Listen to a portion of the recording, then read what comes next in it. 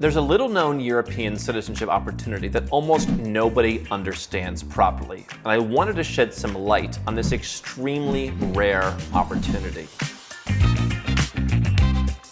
I've been traveling all around the world to over 100 countries and meeting people to not only learn about citizenship, but getting multiple citizenships and residence permits myself.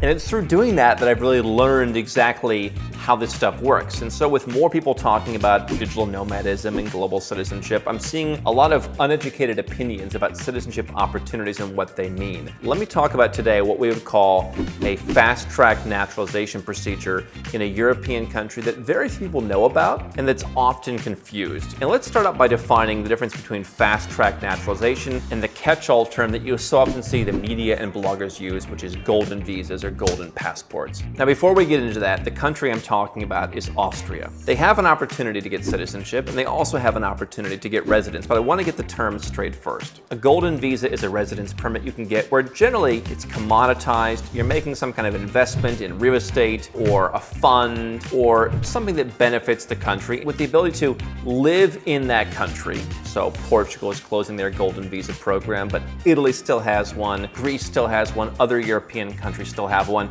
You don't have to live there. You have the ability to do so, but not the requirement. And so compared to someone who gets a job, for example, they have to live in that country to keep their residence permit. Why would you have a job in our country and be here 7 days a year? And so golden visa gives you optionality. Golden passport is something that you might define Malta citizenship program where you spend close to $1 million and you get a passport in about 18 months.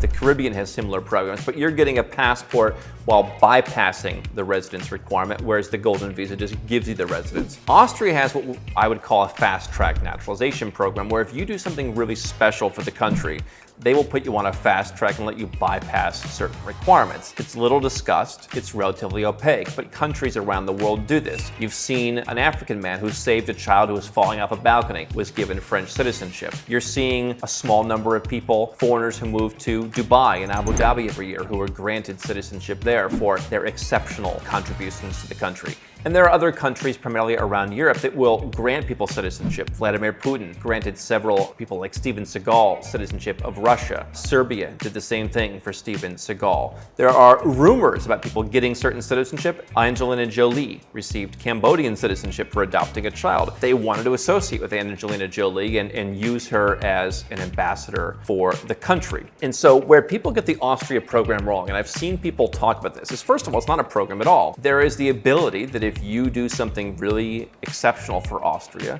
they may choose to give you citizenship, but it's certainly not commoditized. The terms aren't the same for everybody. There is a certain amount of glad handling, let's call it, where you want to go and you want to present yourself and you want to be appropriate. And people often confuse when it comes to citizenship, what's an investment and what's a donation. Now, when you look at programs like Malta, which has what they call the MEIN program, most of what you're doing there is you're making a donation to Malta and a small amount to Maltese charities. You're never going to get that money back. And so it's roughly $1 million or a little bit less at today's exchange rates that you're essentially paying for the privilege of getting the citizenship of a European Union country. And as a Maltese citizen, you could go and live in Austria, you could live in Ireland, you could live in Spain, you can move around, or you don't have to live there at all. You can go back to where you're from. In the Caribbean, you make a donation, generally speaking. It's the best way to go. $100,000, $125,000, $200,000 for a family of 4 or 5 or whatever it may be, and then you're getting that citizenship, the ability to live in that country or travel with that country's passport. And that can give you a lot of flexibility. What Austria does, and what most countries that have this kind of exceptional naturalization do, is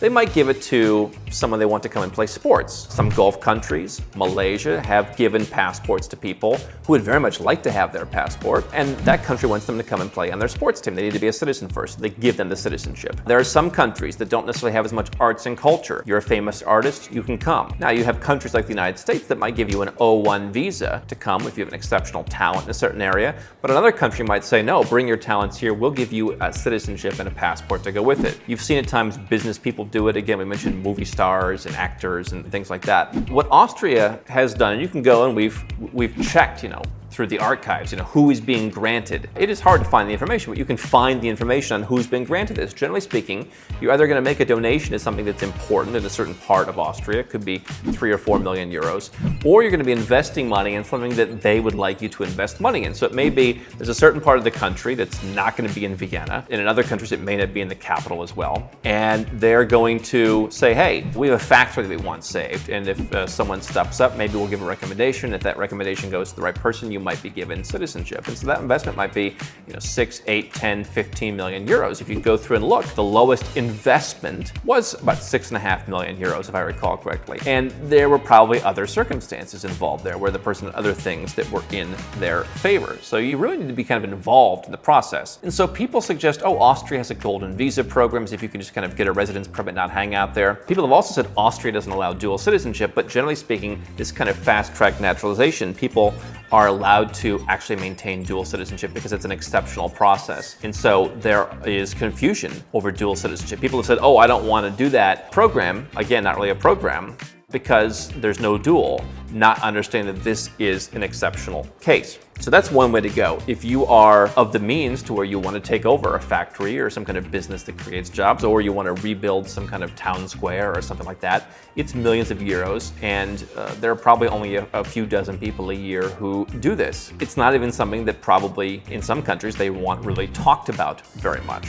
If you have a clean record and your goal is simply to have a great quality passport and be able to travel around and be able to live in Europe anytime you'd like, Malta's program is probably going to be much more straightforward. It certainly is more commoditized. The rules are very clearly laid out. You have to be very clean to get approved, but it's going to be much more straightforward. And so, an exceptional process is something for someone who perhaps might have been going and doing that anyway. You may not expect to save a child falling off a balcony, and if you do that, maybe sometimes you'll be repaid by the president of the country with citizenship. But from a financial perspective, you probably want to be going there anyway. So I hope that clears up some of the misconceptions that are out there about what Austria offers. So Malta's citizenship, we no longer really have any golden visas that lead to citizenship without you actually living there, since Portugal's program has gone away. If the goal is to live in Austria, Austria does have a sort of independent means visa or a self-sufficient visa where you need to have a property, you need to have health insurance, and you need to commit to spending some time there. So actually wanting to live in Austria, you don't need to go and get Austrian citizenship. If you were to live there for long enough and you were to learn the language, you could eventually apply for citizenship, and then the normal restrictions on dual citizenship would apply. You'd be required to relinquish any citizenships that you already have now. And so, as with everything, it always comes down to what is it you want to accomplish. This is what we do at Nomad Capitalist, is help cut through the clutter when people come in thinking they want some kind of commoditized product. I want a Portugal golden visa. Okay, well that's not an option anymore, so what do I do? Is my goal to live in Europe? If your goal is to live in Europe, you don't really need to make a huge investment to do that unless you may want optionality later. Even if you want optionality later, you may be able to switch to an investment-based visa in the future. And so if the goal is to live in Europe, there's plenty of ways to say, hey, I have some money, here's my bank account, or here's my salary, please let me in. I'm not talking about digital nomad visas, which aren't really leading to anything. I'm saying independent means, self-sufficient, whatever it may be. Portugal has this, Spain has this, Ireland has this, Austria has this, many countries have this. In other cases, you may need to start a business or be a freelancer or bring some kind of income. If your goal is to live in a particular country, look and see if that country has one of these independent means visas and you can live there. If you want the optionality of being able to live in Europe without the requirement to do so, that's where the golden visa comes into play. Maybe 1 day per year is all that you need to spend there. Now that 1 day a year is generally not going to qualify you for citizenship, but again, if the goal is just to live in Europe and then keep traveling the world under your current citizenship, then that may be good enough. So the question is, if access to Europe is your issue, do you want to live there or just have the access? If you want to live in a country that doesn't have either of those programs, then the answer might be that you want to try and obtain European citizenship. So, one country that's rather difficult, Czech Republic, for example, their programs for whether it's a digital nomad visa or just a regular residence permit are relatively restrictive. And so if you are a citizen of any other European country, you don't need to apply for residence. You can just move there. And so that's where Malta, for example, comes into play. Or if you want to go through the longer process, Austria comes into play. Or you may just have an ancestor in your family tree and you can get Irish or Italian or Slovak or Romanian citizenship by descent. What we're doing at Nomad Capitalist now is we've brought back our service to help people who have someone in their family tree get that citizenship. You can just do that one service. You can learn more at nomadcapitalist.com, because I think it's important